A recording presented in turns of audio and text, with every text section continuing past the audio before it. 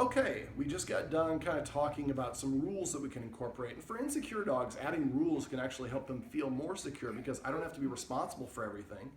And so if we're not in charge, then we lose that responsibility. And when that responsibility is lifted off our shoulders, so is the stress and the pressure.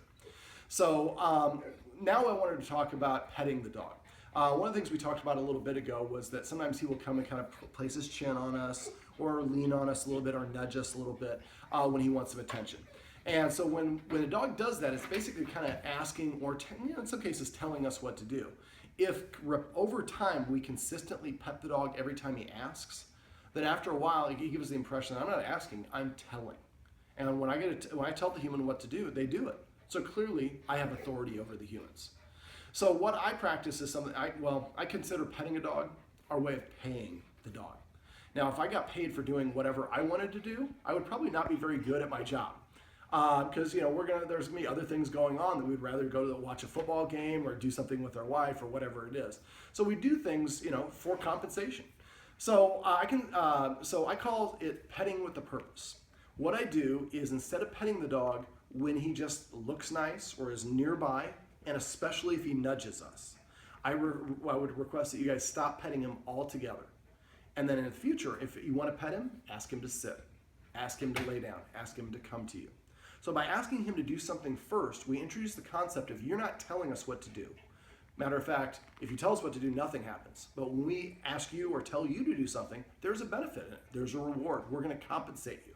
And so basically we're making kind of a situation where the compensation is obedience. Or not the compensation, what am I trying to say?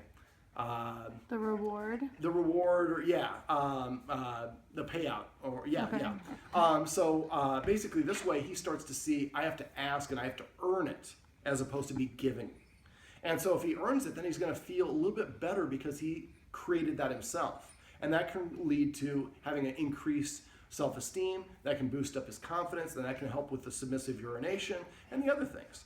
So now, what I would recommend, and your daughter, we have a young child who lives in the house, and so it's hard for kids. Sometimes kids are going to do what they're going to do.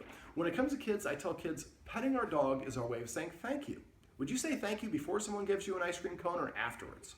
Oh, after. That's right. So we're going to ask the dog to sit, and then as soon as he sits, we're going to pet him and say the word sit. We're not going to say good sit. We're not going to say his name. We're not going to say, oh, what a good dog you laid down. How did you get to be so smart? Because we didn't even say the word sit. Or excuse me, in that case, lay down. So a lot of people talk to their dog a little bit too much. And if you're learning a foreign language, if somebody comes up to you and says a couple words that you know, you can, sure. But if they come up to you and give you a long paragraph of stuff, your mind is racing trying to translate all the words, and it gets confusing and it gets frustrating. So for him, when he sits, I pet him and say sit. When he lays down, I pet him and say down. When he comes to me, I pet him and say here or come or whatever the command word is. Just the command word, nothing else. And it should happen simultaneously. So as soon as he sits, sit. As soon as he lays down, down. Now, I like to pet a dog under its chin. When a dog is proud about what it's done, its nose is parallel to the ground or tilted upward. So you've probably seen him with a bone or an antler or something walking around the house with his nose in the air, feels really good about himself. I want him to feel good about himself and make him think that he is impressive to us by doing the things we want. I call these desired behaviors. So after a while, what will happen is instead of him coming up and nudging you, he's going to come and sit in front of you and say, look, I'm sitting. Shouldn't you be petting me? And whatever we can, we should. Because otherwise he's going to go back to doing the things that he used to do. Now, he doesn't paw for attention like a lot of dogs do. But we want him to get into the feeling that I'm not responsible for things, I have to earn things, and I am kind of a follower to the humans, so I don't have as much stress and pressure in my life, so I don't have to worry about all these other things. Now, one last thing about petting with a purpose.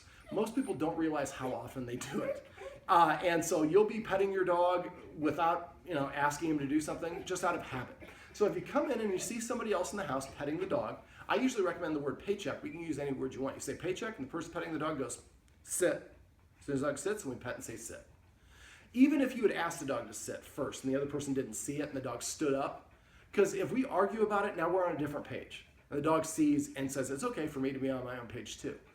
And if we say paycheck and the person pulls off their arms, that gives another chance to practice. And sitting and laying down is not asking a lot. It's a pretty easy thing for dogs to do. So after about a week or so, you'll get into a habit of doing it. And once you do, every time that you pet your dog, you're engaging a mini dog obedience training session without any conscious effort, or even after a while, you won't even realize you're doing it. But every time you do it, you help the dog see you as more of an authority figure and him as more of a follower. That's petting with a purpose.